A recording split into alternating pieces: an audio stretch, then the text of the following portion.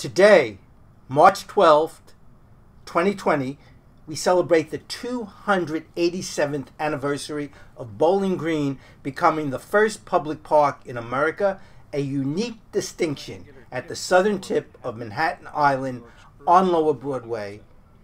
In fact, this is but one unique characteristic distinguishing New York City's greatest and most historic and most traveled public plaza.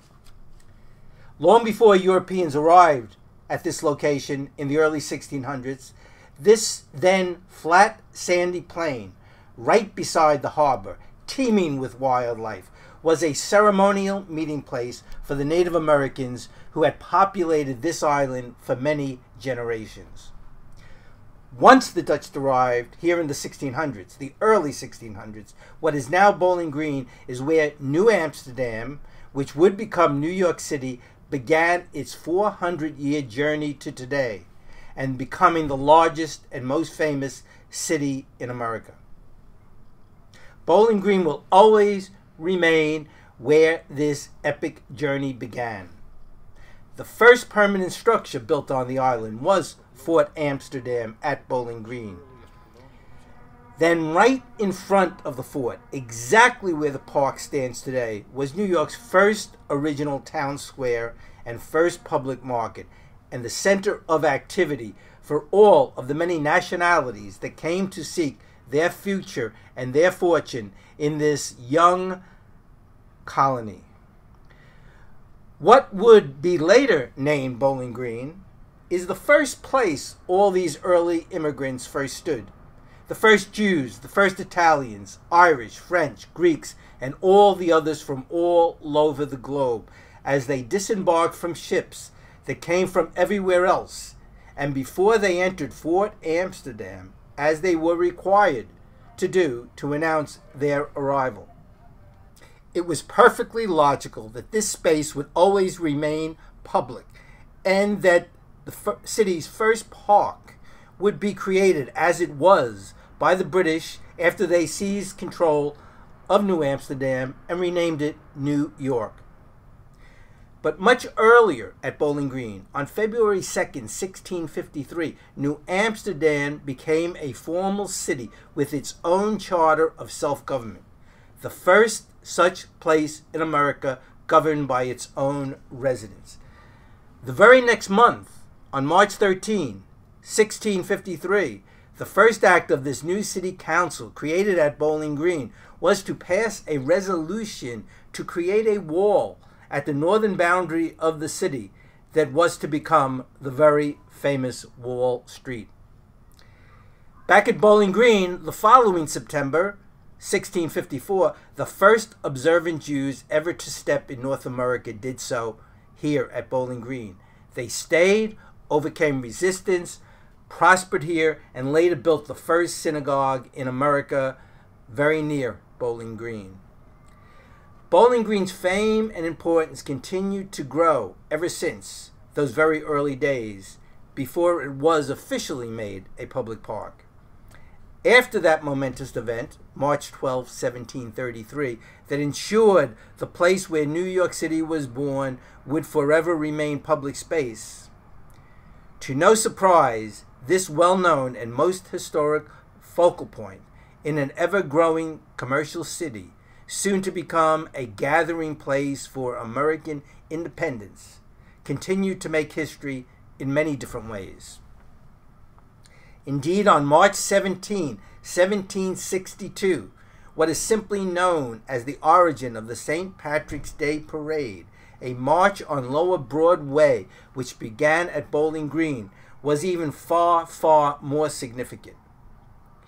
It was the first ever American protest against British rule in the American colonies, when conscripted Irish soldiers serving in the British Army here, stationed at the British fort at Bowling Green, and the British Command Center in the American colonies across the street at 1 Broadway, Irish soldiers and local newly rebellious New Yorkers, both Irish and non-Irish, gathered together at Bowling Green, many wearing green, a color banned by the British back in Ireland, as the color of rebellion against British rule.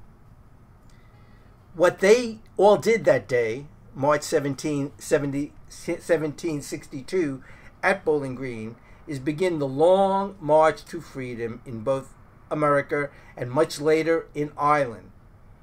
That in America would come to its successful conclusion at Bowling Green, when on November 25th, 1783, General George Washington entered New York City triumphant to ride down Broadway to Bowling Green to witness the last British flag still flying in America removed from Bowling Green, and the last British soldiers still on American soil leave Bowling Green to go back to England.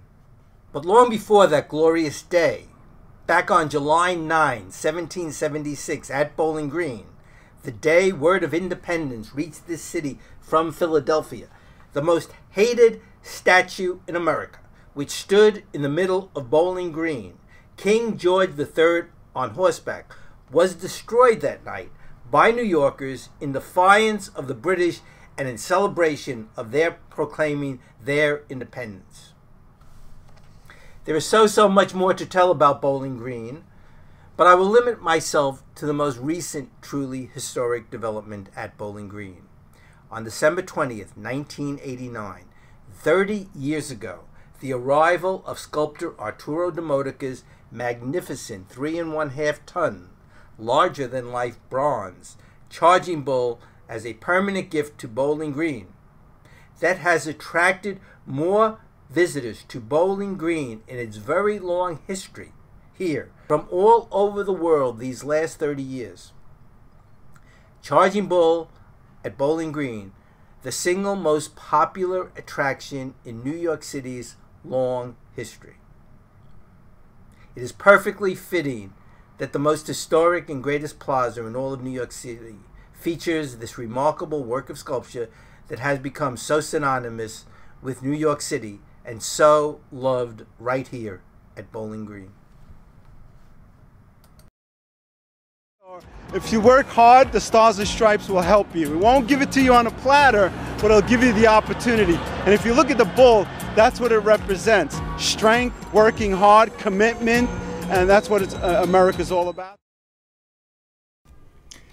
Arturo de Modica's great bronze Charging Bull, which has now stood in Lower Manhattan at Bowling Green since its arrival, December 20th, 1989, is arguably the most famous and most visited work of sculpture on Earth today. Charging Bull draws visitors every day of the year, all day long. Millions every year from every corner of the globe. There are very few visitors to New York City who do not come to see Charging Bull, to touch Charging Bull, to be photographed with Charging Bull. It is difficult to find anyone anywhere who does not know of Charging Bull. Charging Bull has become a symbol of many things. New York City, America, strength, and power. For children, most of all, Charging Bull is simply a magical creature they are endlessly drawn to and fascinated by.